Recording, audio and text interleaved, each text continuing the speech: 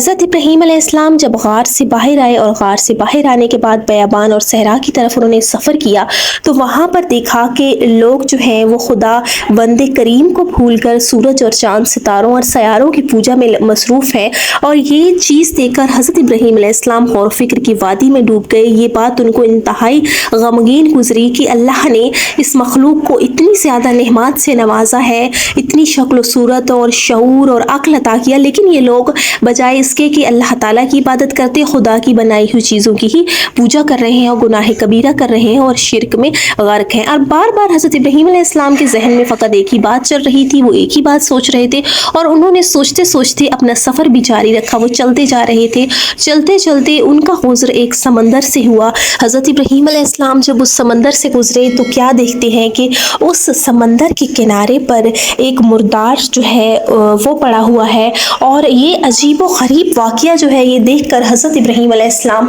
رک گئے اور وہ دیکھنے لگ گئے کہ وہ جو مردار تھا اس کا گوشت، جتنے بھی وہاں کے جانور تھے، آبی جانور تھے اور پرندے تھے، اس مردار کا گوشت نوچ نوچ کر کھائی جا رہے ہیں۔ اور ابھی حضرت ابراہیم علیہ السلام نے دیکھا ہی تھا کہ تھوڑی دیر بعد اس مردار کا جتنا بھی گوشت تھا وہ سب پرندے اور جانور نوچ کر کھا گئے۔ اور تھوڑی دیر دیکھنے کے بعد جب حضرت ابراہیم علیہ السلام وہاں ٹھہر گئے اور یہ واقعہ اور یہ ماجرا دیکھ رہے تھے، تھوڑی دیر گزرنے کے بعد اس مردار کی ہڈیاں بھی غائب ہو گئی، کچھ جانور جو ہے اس کی ہڈیاں بھی کھا گئی۔ یہ واقعہ دیکھ کر حضرت ابراہیم علیہ السلام فکر اور سوچ میں غرق ہو گئے، اور وہ یہ سوچنے لگے کہ خدا کا جو ہے وہ ایک اہم پیغام یہی ہے کہ قیامت برحق ہے اور قیامت نے ضرور آنا ہے، اور جب قیامت آئے گی، روز قیامت، اللہ جب اس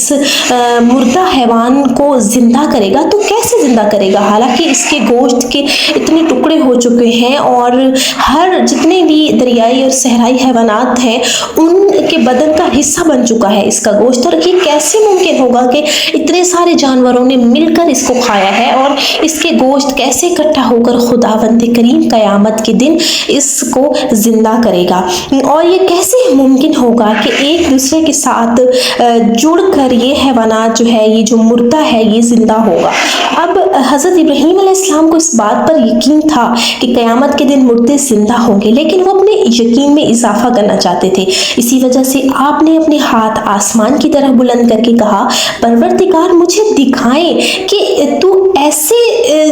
یہ جو مردہ ہے میری آنکھوں کے سامنے، اس کا جو گوشت ہے اس کے چھوٹے چھوٹے ٹکڑے ہو چکے ہیں، اور نہیں معلوم کہ کس جانور نے اس کے جسم کا کون سا حصہ کھایا ہے، اور تو روز قیامت اس کو کیسے زندہ کرے گا؟ کیسے ممکن ہے کہ اس کے جو گوشت کے ٹکڑے آپس میں جڑ جائیں گے، اس کی ہڈیاں جڑیں گی اور یہ واپس ویسا ہی جانور اور ویسا ہی جو زندہ حیوان بن کر کھڑا ہو جائے گا؟ تو پروردگار مجھے یقین دلا، مجھے دکھا کہ تو کیسے مردوں کو زندہ کرتا ہے۔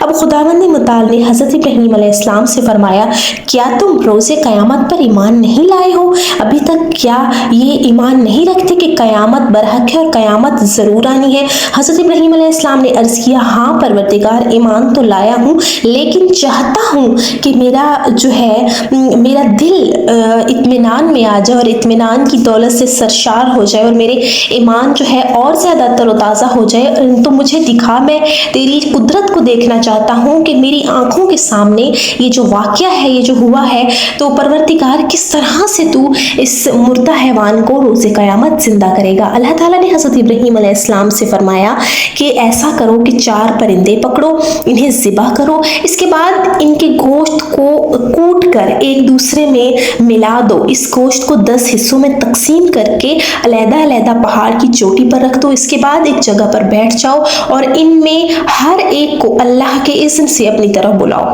اور اس کے بعد دیکھو کہ کس طرح خدا مردوں کو زندہ کرے گا۔ حضرت ابراہیم علیہ السلام نے جب وحی کے ذریعے حضرت ابراہیم علیہ السلام پر یہ بات پہنچی پہنچی تو حضرت ابراہیم علیہ السلام جو کہ جاننے کے لیے بےقرار تھے کہ اللہ مردوں کو کیسے زندہ کرے گا، تو حضرت ابراہیم علیہ السلام نے 4 پرندے پکڑے۔ بعض روایات میں ہے کہ وہ 4 پرندے جو تھے وہ ایک مرغ تھا، ایک مور تھا، ایک مرغابی اور دوسرا جو ہے وہ قوا تھا۔ انہیں ذبح کیا حضرت ابراہیم علیہ السلام نے، ان جو 4 پرندوں کو پکڑ کے ذبح کیا، ان کا گوشت بنایا اور ان کے گوشت کو ملا کر آپس میں ہاون دستے میں کوٹ دیا، پھر اسے 10 حصوں میں تقسیم کر دیا اور 10 حصوں میں تقسیم کرنے کے بعد ہر حصے کو جدا جدا پہاڑ کی چوٹی پر رکھ دیا۔ ان میں سے ہر پرندے کی جو چونچ تھی آپ کے ہاتھ میں تھی، آپ نے اس چونچ کو جتنے بھی پرندے تھے اپنے ہاتھ میں رکھا ہوا تھا۔ حضرت ابراہیم علیہ السلام تھوڑی دور جا کر بیٹھ گئے اور جو ہے اب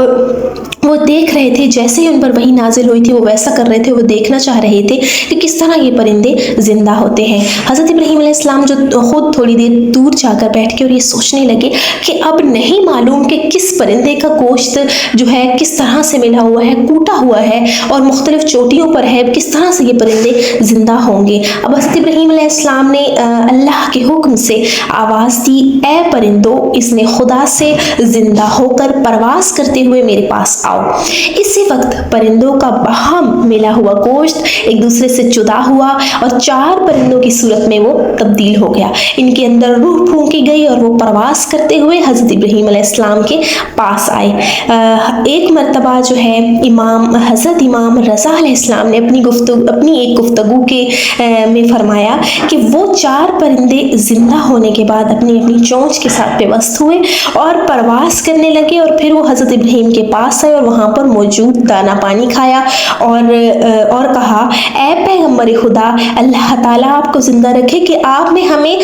دوبارہ زندہ کیا ہے۔ حضرت ابراہیم علیہ السلام نے فرمایا، یقیناً اللہ تعالیٰ زندہ کرتا ہے اور وہی مارتا ہے اور وہی ہر چیز پر قدرت بھی رکھتا ہے۔ آج کی ہماری ویڈیو یہیں تک ہے، ہم اپنی اگلی ویڈیو میں جانیں گے کہ حضرت ابراہیم علیہ السلام نے اس واقعے پر اور کیا غور و فکر کیا۔ تب تک آپ اپنا خیال رکھیں، ویڈیو کو لائک ضرور کریں اور چینل کو سبسکرائب کریں۔